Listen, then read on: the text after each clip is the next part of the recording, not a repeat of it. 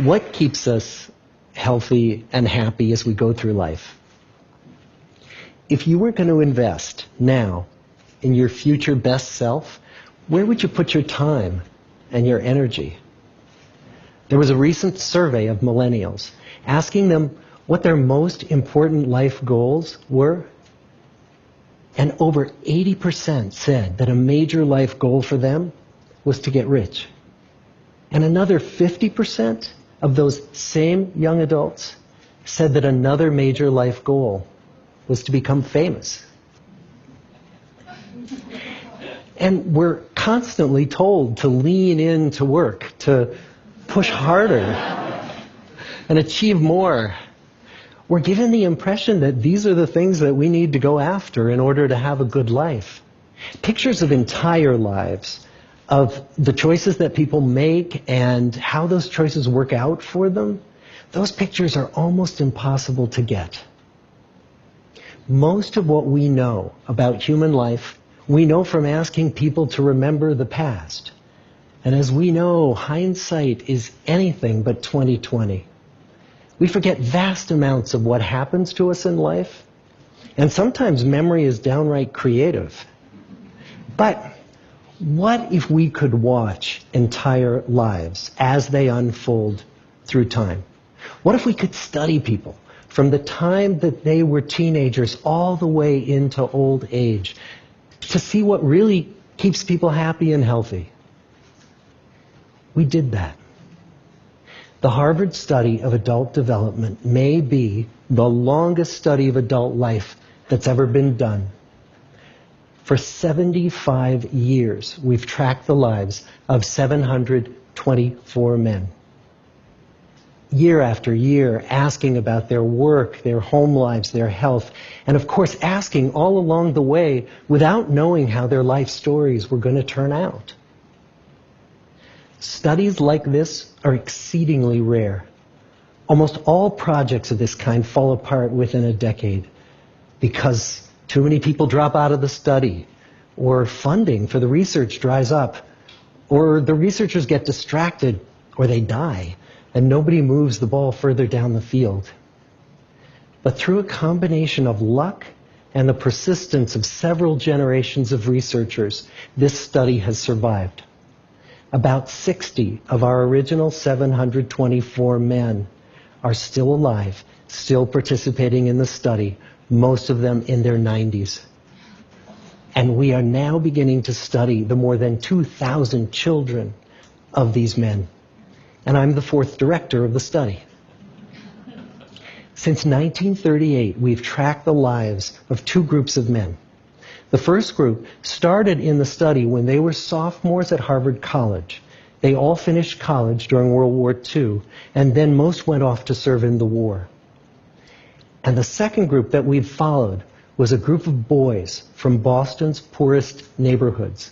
Boys who were chosen for the study specifically because they were from some of the most troubled and disadvantaged families in the Boston of the 1930s.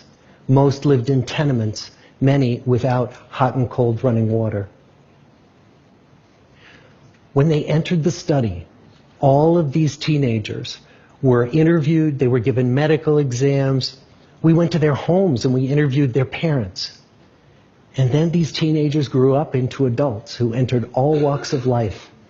They became factory workers and lawyers and bricklayers and doctors, one president of the United States. Some developed alcoholism. A few developed schizophrenia. Some climbed the social ladder from the bottom all the way to the very top. And some made that journey in the opposite direction. The founders of this study would never in their wildest dreams have imagined that I would be standing here today, 75 years later, telling you that the study still continues. Every 2 years, our patient and dedicated research staff calls up our men and asks them if we can send them yet one more set of questions about their lives. Many of the inner city Boston men ask us, "Why do you keep wanting to study me? My life just isn't that interesting." The Harvard men never asked that question.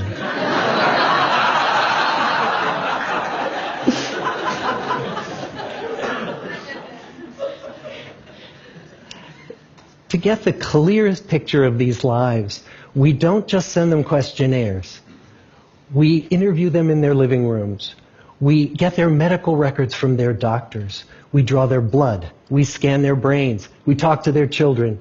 We videotape them talking with their wives about their deepest concerns.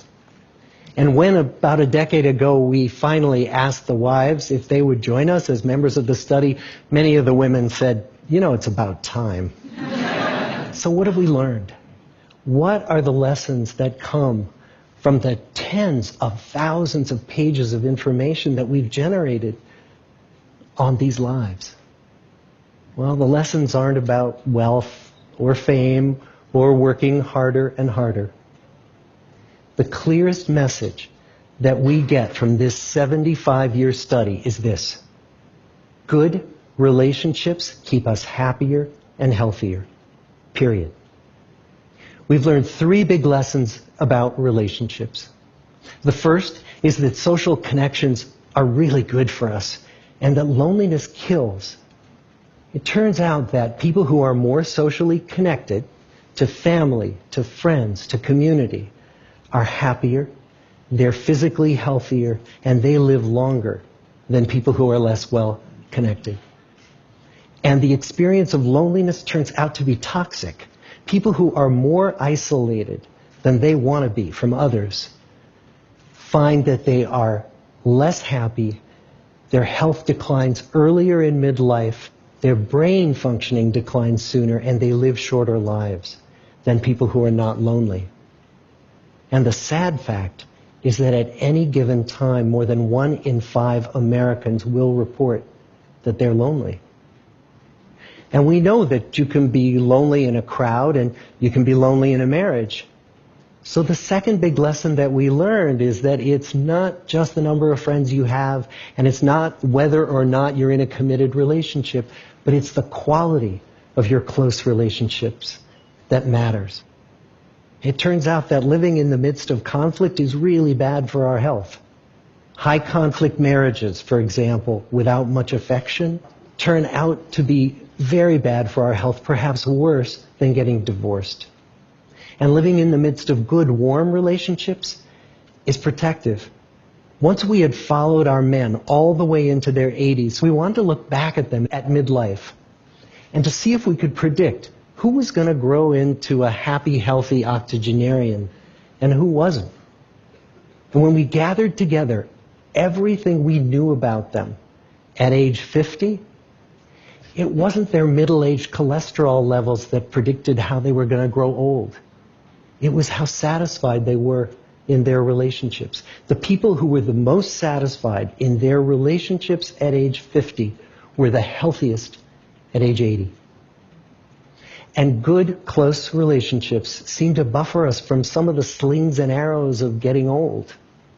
Our most happily partnered men and women reported in their 80s that on the days when they had more physical pain, their moods stayed just as happy. But the people who were in unhappy relationships, on the days when they reported more physical pain, it was magnified by more emotional pain. And the third big lesson that we learn about relationships and our health is that good relationships don't just protect our bodies, they protect our brains. It turns out that being in a securely attached relationship to another person in your 80s is protective. That the people who are in relationships where they really feel they can count on the other person in times of need, those people's memories stay sharper longer. And the people in relationships where they feel they really can't count on the other one, those are the people who experience earlier memory decline. And those good relationships, they don't have to be smooth all the time. Some of our octogenarian couples could bicker with each other day in and day out. But as long as they felt that they could really count on the other when the going got tough, those arguments didn't take a toll on their memories. So, this message that good, close relationships are good for our health and well-being, this is wisdom that's as old as the hills. Why is this so hard to get and so easy to ignore? Well, we're human. What we'd really like is a quick fix, something we can get that'll make our lives good and keep them that way. Relationships are messy and they're complicated, and the hard work of tending to family and friends, it's not sexy or glamorous. It's also lifelong. It never ends. The people in our 75-year study who were the happiest in retirement were the people who had actively worked to replace workmates with new playmates. Just like the millennials in that recent survey, many of our men, when they were starting out as young adults, really believed that fame and wealth and high achievement were what they needed to go after to have a good life. But over and over these 75 years, our study has shown that the people who fared the best were the people who leaned into relationships with family, with friends, with community. So what about you? Let's say you're 25, or you're 40, or you're 60. What might leaning into relationships even look like? Well, the possibilities are practically endless.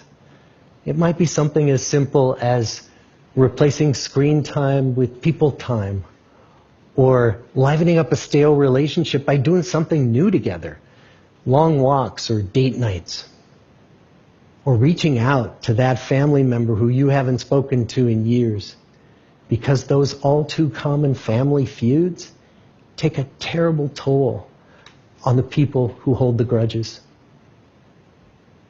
I'd like to close with a quote from Mark Twain. More than a century ago, he was looking back on his life, and he wrote this: "There isn't time.